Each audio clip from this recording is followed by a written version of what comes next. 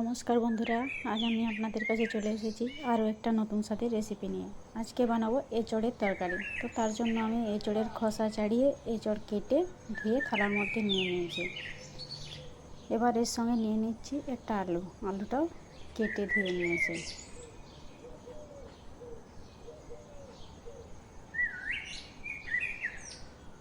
এবার কড়াইয়ের মধ্যে দিয়ে দিচ্ছি জল। এর মধ্যে দিয়ে দিচ্ছি এঁচড় ও আলু। এর মধ্যে দিয়ে দিচ্ছি লবণ ও হলুদ। এবার সেদ্ধ করে নেব।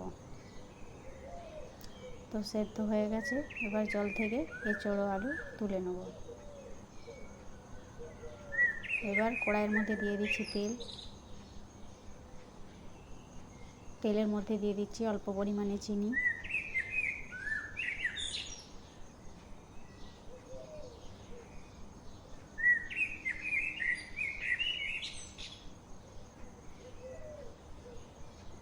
চিনিটা গলে গিয়ে লাল হয়ে গেলে এর মধ্যে দিয়ে দেবো গোটা জিরে, শুকনো লঙ্কা, তেজপাতা।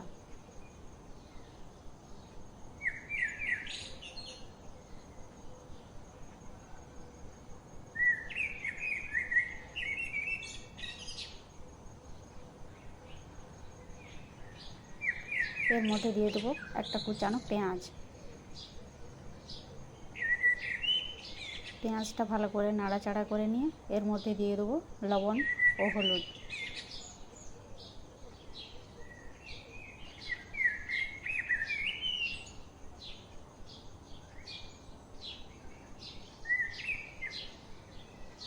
এবার পেঁয়াজটা ভালো করে ভেজে নেব।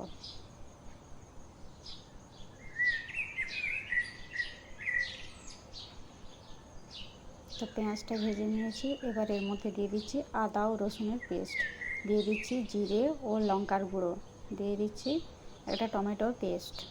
এবার মশলাটা ভালো করে কষিয়ে নেব।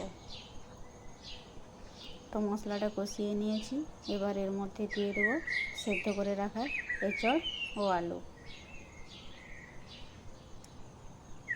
এবার এঁচড় ও আলু মশলার সঙ্গে ভালো করে কষিয়ে নেব।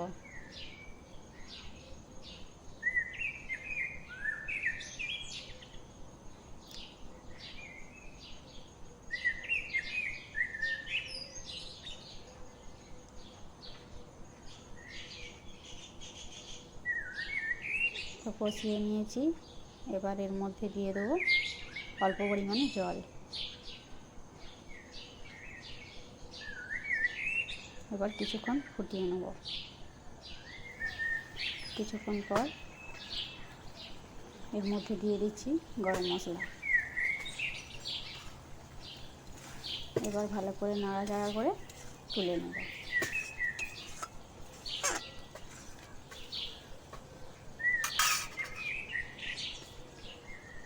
তো এঁচড়ের তরকারি তৈরি হয়ে গেছে আর আমি পরিবেশনও করে দিয়েছি।